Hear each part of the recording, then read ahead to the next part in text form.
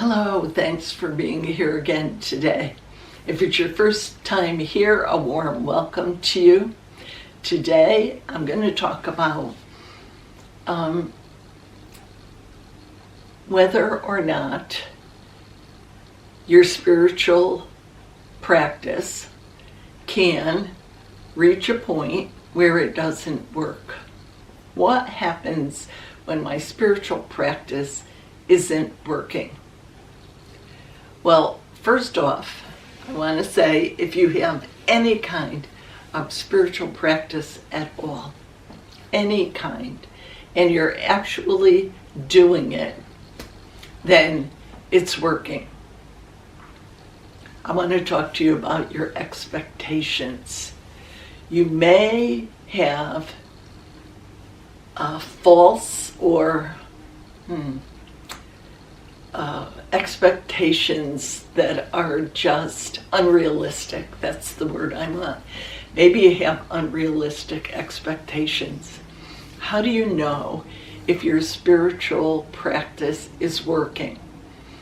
Are you thinking that you should be having visions or prophetic dreams, or you should be somehow floating in the air, as it seemed that some of the mystics had some sort of experience where they were suspended in air?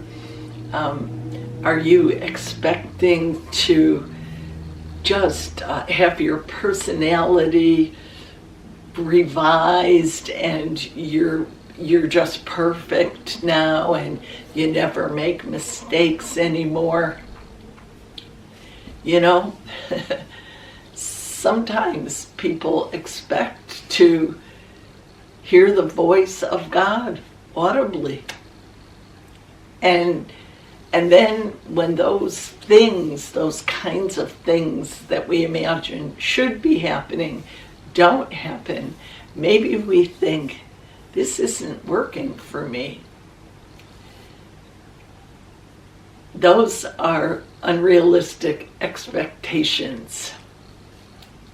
And there is nothing that we can do that will make those things happen.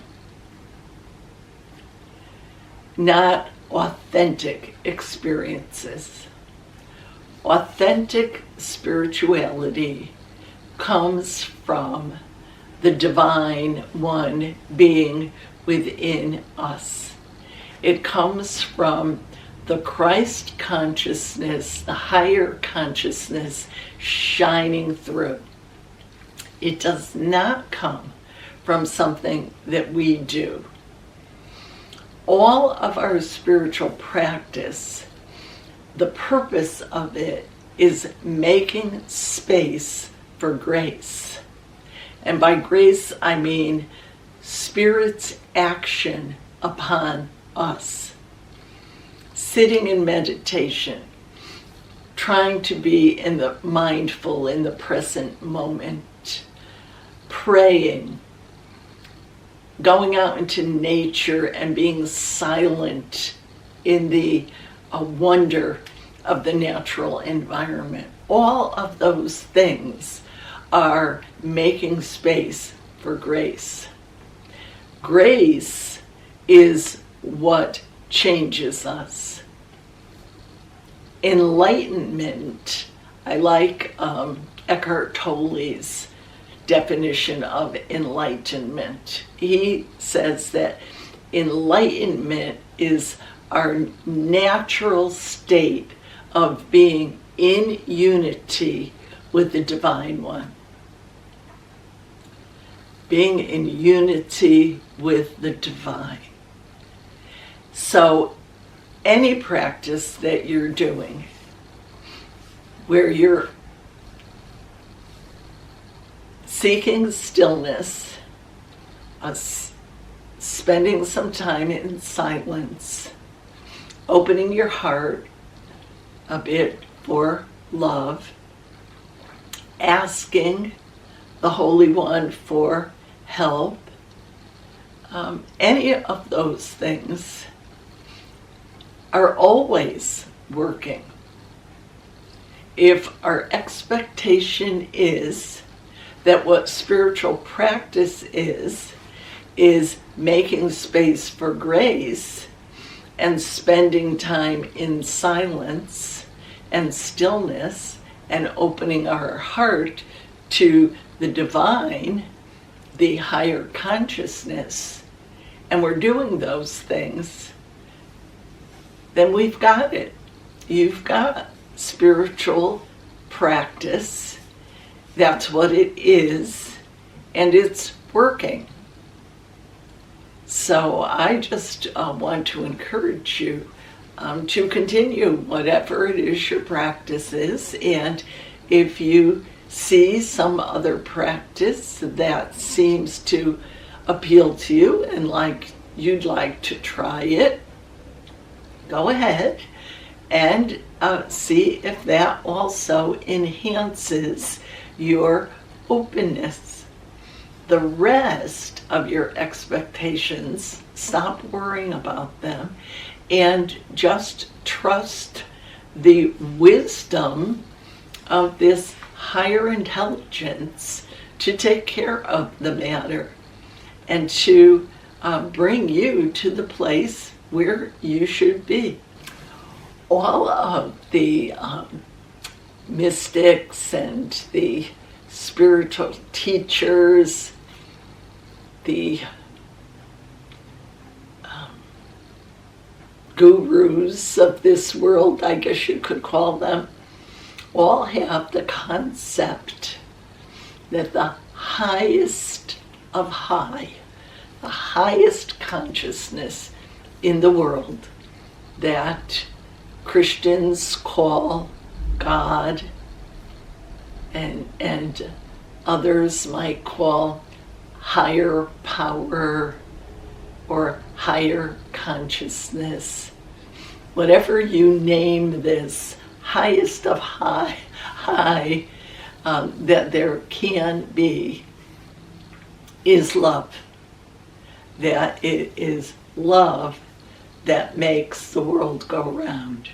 It's love that creates, it's love that sustains, it's love that surrounds and fills all. It is love that is all in all.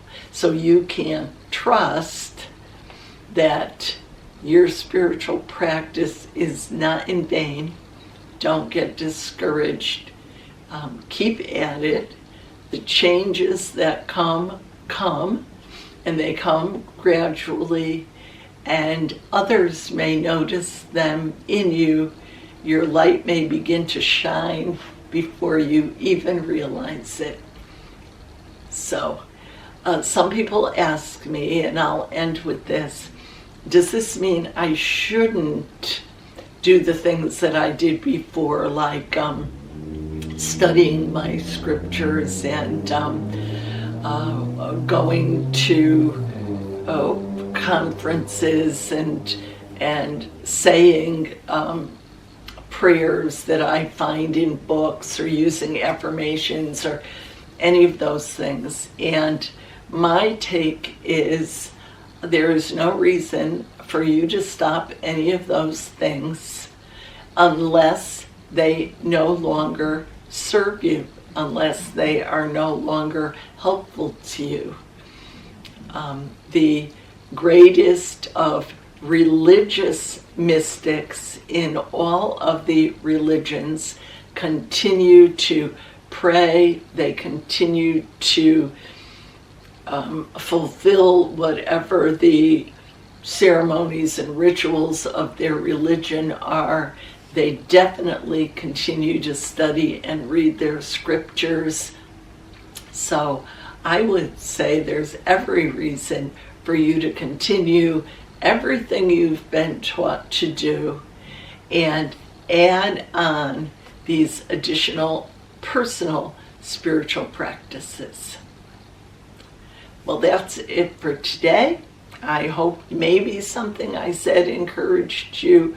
As always, I say, Take what you can from these videos and leave the rest behind, and don't worry about it. And leave me your comments and suggestions, and I'll be back again real soon. Bye for now.